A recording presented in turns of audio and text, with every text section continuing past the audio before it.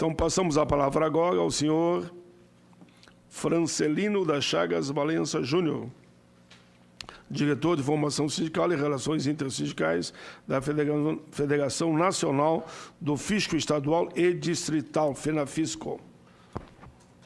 Bom dia a todos os presentes, aos telespectadores que estão assistindo, e em especial ao senador Paulo Paim, que está aqui conosco e vem fazendo um trabalho belíssimo de contraponto a essas reformas que estão sendo colocadas aqui no parlamento como um todo, inclusive denunciando algumas ações, alguns encaminhamentos, e um bom dia também aos colegas da mesa que estão compondo, que é uma honra estar com vocês, né, representantes centrais, sindicato, Ministério do Trabalho, e começar falando um pouco desse governo, que é um governo de reformas. Estamos vivendo uma era de reformas. Fazia-se muito tempo que não tinha isso. E quando se faz reforma, em tese, há uma coisa para melhor, ninguém reforma para pior. E as perguntas que se fazem quando faz reforma, dentre elas, e dentre as últimas reformas que nós tivemos, foi o teto dos gastos, que é a PEC 241, que foi aprovada há muito pouco tempo, a lei de terceirização, a reforma previdenciária e a trabalhista, que está em curso. Todas as duas estão em curso. E quando a gente vê em tão pouco tempo de governo, desse novo governo, digamos assim, com tantas reformas de profundas mudanças estruturais, fazemos algumas indagações. E a sociedade deveria pensar, deve ser para promover o bem-estar social. Só pode, só poderia ser, deveria ser. Uma melhor distribuição de renda. Então, a reforma vai ser positiva, né? A sociedade vai ter uma melhor distribuição de renda e a diminuição das desigualdades regionais e sociais, que é o que se fala tanto, é o que está na Constituição, é o que está, né, no inconsciente popular. Irá fomentar, como está sendo divulgado aí, o pleno emprego, a redução desse desemprego. Garantia de previdência social para todos, inclusive a saúde, né? Universalizar a saúde, o acesso à saúde, o acesso à educação de qualidade. Então, a população em geral, que está sem profundo conhecimento das normas que estão sendo colocadas na reforma, imagina ou deveria imaginar, ou deveria pensar, ou um governo não deveria ter uma ousadia de fazer qualquer reforma que não tivesse essas premissas. E aí é isso mesmo que estão fazendo? É o que está acontecendo? É o bem da nossa sociedade? Bom, isso aqui é a evolução dos gastos que nós teremos com a educação nos próximos 20 anos, com a aprovação da PEC do teto dos gastos 241. Então, a educação nossa, que já é pública, de qualidade, a população sabe que a educação é muito boa, né? Todo aluno de escola pública passa na universidade pública, tem acesso. Não tem. Pelo contrário, ela é ruim, deve melhorar, não é por culpa dos profissionais da educação, é um sistema, na verdade, que foi feito por um desmonte da educação, só que nos próximos 20 anos, a despesa da receita corrente líquida, que é em torno de 18%, vai cair para quase 10%. Quer dizer, quase a metade. O governo vai gastar nos próximos 10 anos, 20 anos, quase metade do que gasta hoje. Isso quer dizer que a educação, se não é a das melhores possíveis, se tornará a pior possível. Foi uma das reformas feitas. Saúde. Bom, a gente tem uns gastos de saúde ali, estava em torno de 15%, e nos próximos 20 anos vai também para um patamar de 9%. Também quase metade os gastos com saúde. Se a saúde é precária, se as pessoas sofrem, se as pessoas não têm acesso, se a população mais carente morre nos leitos hospitalares, não, nos leitos não, nos corredores de hospitais, porque ficam nas macas esperando que o médico, quando tem médico em alguns hospitais, possa atendê-lo, quais serão o desenrolar dessa grande reforma, que foi uma reforma que é da contenção dos gastos públicos, que, segundo foi tão alardeado, seria para melhorar a qualidade de vida da sociedade, porque seria necessário ao nosso Estado. Vai ser a saúde que nós teremos nos próximos 20 anos. Um grande salto para o abismo. É isso que nós estamos tendo com uma dessas reformas. Aí a educação não, aí os gastos previdenciários também, que ele alardeia tanto, né? O governo alardeia que os gastos previdenciários estão numa situação insustentável e que vai estourar o caixa e não vai ter dinheiro para pagar mais ninguém. Já cortou da saúde, já cortou da educação, então vamos cortar da Previdência. Bom, esse é um grave estudo aí feito com a austeridade e retrocesso. Então, são professores da universidade, da Unicamp, Anfi participou desse trabalho, faz uma projeção dos 20 anos aí também. E aí o gasto previdenciário ele se mantém perene, em torno de 8%, nos próximos 20 anos. Se está perene, se não deve aumentar, Onde é que está esse discurso que vai estourar e seria uma bomba com prazo, né, de validade, que ia explodir e colocar o caos social? Matematicamente, ninguém entende. Eu descubro cada vez mais que eu sei cada vez menos. Eu não estudei matemática, porque a matemática dificilmente mente. Isso são números de pessoas que trabalham na área. E da Previdência se fala num suposto de 151 milhões, bilhões, né, que teve aí em 2015. Passar bem rápido aí, que isso foi muito mostrado pelo pessoal da Anfip, os colegas da Anfip. Ano passado aí são os superávites que nós temos da Previdência. Né, um ano de crise teve 11 bilhões de superávit. E a DRU, né, dizem que tem 100 e tantos bilhões de déficit, mas retiram mais de 60 bilhões. Retiram para quem? Vai para onde? Para a população, não é. Vai para alguém, para algum local. Então, se tem 150 bilhões, bota de volta 60, que sobra alguma coisa. Aí, imaginando que seria um suposto déficit. Vamos imaginar que fosse um suposto, e aceitasse umas premissas. Com esse valor já diminuiria um bocado. Vamos para outra linha, para as renúncias, que dá quase 70 bilhões de renúncia previdenciária. Só isso supriria qualquer possibilidade de rombo que se diz que existe.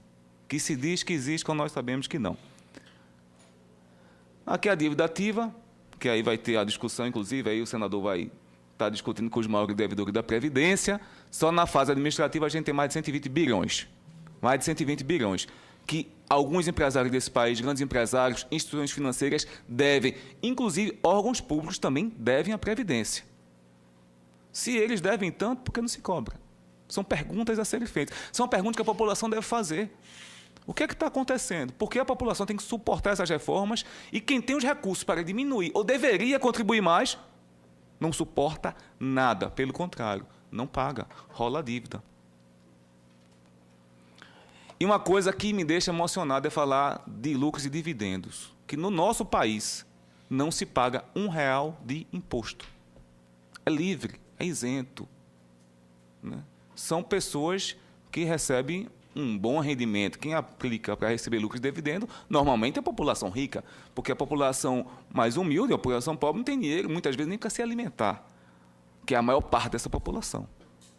E os trabalhadores que ganham alguma coisa são taxados em 15% ou 27,5% de imposto de renda. Quer dizer que um trabalhador que ganha 5 mil vai pagar quase um terço do que ganha, que é 1.500 de imposto de renda. E quem oferir lucros de empresas de 10 milhões, de 100 milhões, vai pagar nada.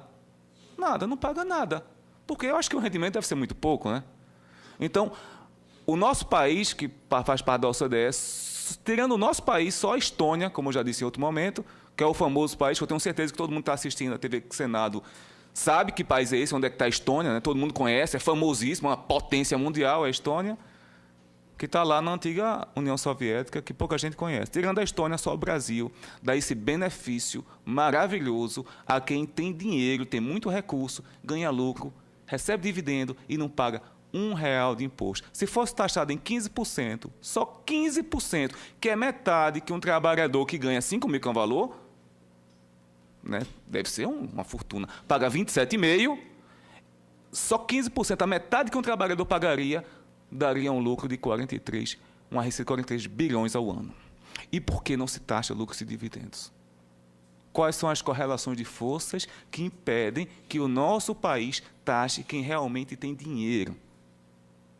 Isso aí, esse estudo foi feito, né, por 2 pesquisadores, aí, Gobet e Oraí, do IPEA, que estuda pesquisa econômica aplicada. Todo mundo conhece como funciona o IPEA e a reputação do IPEA, a qualidade das pesquisas que o IPEA fez, e ninguém quer discutir a taxação de lucros e dividendos. Mas, pasmem, já ouvimos aqui várias discussões de aumentar a alíquota do imposto de renda dos trabalhadores, talvez chegando a 35%, mas isso aí ninguém quer tocar. Fora a sonegação fiscal, o nosso país está estimado em 500 bilhões, que é o sonegômetro aí, dos procuradores da Fazenda Nacional. E o que é que se faz para combater essa sonegação fiscal? Deveria se aparelhar cada vez mais o fisco. Eu sou do fisco, represento a entidade do fisco, mas não é isso que nós vemos. Nós vemos muitas vezes diversas renúncias fiscais, nós vemos em alguns locais sucateamento do fisco, nós vemos normas que se tenta colocar e aprovar aqui no Congresso para punir os auditores fiscais que são mais enfáticos, digamos assim, na arrecadação, e uma forma de desestruturar todo o fisco do país. Isso está em campo, faz parte de alguns projetos que existem ao longo do país, e denunciamos, e vemos denunciando em momentos oportunos o que está acontecendo. nós temos sigilo fiscal que protege quem sonega. Mas o contra-cheque do servidor público está disponível para todo mundo. Mas quem sonega, muitas vezes, não pode ser divulgado. Se eu divulgar o número de algumas instituições que sonegam, eu posso perder o meu emprego. Então, há uma proteção demasiada a quem causa dano. E quem recebe recursos públicos, seja do BNDES, de qualquer órgão, não deveria ter direito a sigilo, porque é dinheiro público. E o dinheiro público é da sociedade. Esse sigilo, em muitas fases, em muitos momentos, ele tem que ser mitigado. Será que vai ser? E aí, falando um pouco da lei de terceirização, como nós falamos no início das reformas, né, que deveria ser para o bem da sociedade, então a gente está vendo que os salários e benefícios devem ser cortados, segundo os estudos que apontam aí, e aí é do Diese, o trabalhador terceirizado é 24% menor do que o contratado da empresa, trabalha em média 3 horas a mais, né, há mais acidentes de trabalho nos terceirizados, trabalhos escravos também se multiplicam, 90% dos trabalhos escravos estavam com as empresas terceirizadas, mas não foi dito que seria bom para a sociedade? Como é que esses números mostram o inverso? Por que os estudos mostram o inverso e por que se faz uma reforma que todo mundo denuncia? A negociação vai ficar muito mais difícil e entrando um pouco na trabalhista, que é a suposta modernização das relações, porque a norma é do século passado. A norma é do século passado. A vida é de milhares de anos. Estamos no mundo há 2,5 milhões de anos. Então, ela é muito antiga. Então, vamos tirar a vida das pessoas, já que não vale mais nada porque é antiga. Nos países mais, digamos assim, eu não vou usar o termo desenvolvidos porque estaria incorreto, mas com melhores indicadores sociais, as legislações são muito antigas, são pouco modificadas. E a nossa, sob o pressuposto de fazer uma celeridade no mercado de trabalho, se tenta acabar com direitos bem antigos. E aí tem o fim da contribuição sindical do imposto, e posso falar muito abertamente que a FENAFISH não teria muito impacto sobre isso, a maioria dos nossos sindicatos não tem essa questão do imposto sindical, mas fragiliza sim, fragiliza os sindicatos. E eu sei que tem centrais que vão falar sobre isso, eu vou evitar falar muito. E aí a convenção coletiva e acordo coletivo, que na proposta de reforma diz que se o acordo coletivo tiver cláusulas conflitantes com a convenção, o acordo vale. Para quem não está entendendo, o acordo é feito entre o sindicato e o patrão, e a convenção são mais de um sindicato. A norma mais frágil, que é o acordo em relação à convenção, passa a valer mais do que a norma mais forte. Interessa ao trabalhador? Deve interessar alguém, mas eu não acredito que nenhum trabalhador vai ficar feliz em saber que a norma mais frágil tem precedência. No direito do consumidor, é o contrário. Na norma penal, em dúvida pro réu. Para o trabalhador, o mais penoso é o que vale. É isso, é o que está sendo feito. As negociações, além de ter prevalência sobre as leis, ela também pode ser individual. Eu fico imaginando um trabalhador que pode ser demitido a qualquer momento, negociando com o seu patrão. Ele sozinho negociando. Eu vou negociar com o senhor. Vai negociar? Alguém imagina essa possibilidade de negociação? Passa na cabeça de alguém que trabalha, poder negociar só. E o trabalhador também, se perder, vai ter que pagar na sucumbência. E aí algumas coisas que foram retiradas aí, que os pedidos de demissões e quitação de rescisão, antes era para os sindicatos, se o trabalhador tivesse mais de 1 ano, o Ministério do Trabalho, hoje não. Está resolvido, tá? Não precisa mais do sindicato, não precisa do Ministério do Trabalho para isso, fragiliza, né, a justiça trabalhista. Além de tudo isso que nós vimos mais um desmonte dos direitos da sociedade. E o trabalho aí, pela gente está vendo no artigo 8º, diz que o judiciário vai apenas ver se a norma está em conformidade jurídica, mas não vai entrar no mérito, porque o negociado vai valer mais. E nós sabemos que quem tem poder em relação ao trabalhador e o empresário, e o patrão. Então, enfraquecimento do sindicato, né, já falamos sobre isso. E uma imagenzinha do que deve ser, o que nós imaginamos, essa reforma trabalhista que está sendo feita com bem, suposto bem da sociedade. Isso aí que vai ser falado daqui a pouco, da denúncia da OIT, já foi falado aqui, né, da OIT aí, então os centrais sindicais agora na conferência denunciou também. A questão da pobreza do Brasil que vai aumentar, são números aí da ONU mostrando que nós teremos um aumento de 2,5 de pobres, a pobreza vai aumentar este ano. As reformas, o que significa, é um programa de renda às avessas. E, para finalizar, uma frase de um poeta, escritor moçambicano, que diz que existem várias formas de pobreza, e há entre todas uma que escapa às estatísticas e indicadores numéricos. É a penúria da nossa reflexão sobre nós mesmos. Falo da dificuldade de pensarmos como sujeitos históricos, como lugar de partida e como destino do sonho. Minha Couto, qual é o nosso papel nisso? Façamos alguma coisa, vamos às ruas, vamos mobilizar. Não é uma luta só do sindicato, das centrais, nem das federações, nem dos parlamentares que têm uma boa intenção, que trabalham em prol da sociedade, mas é uma luta também, especialmente, da sociedade e da população mais carente. Obrigado.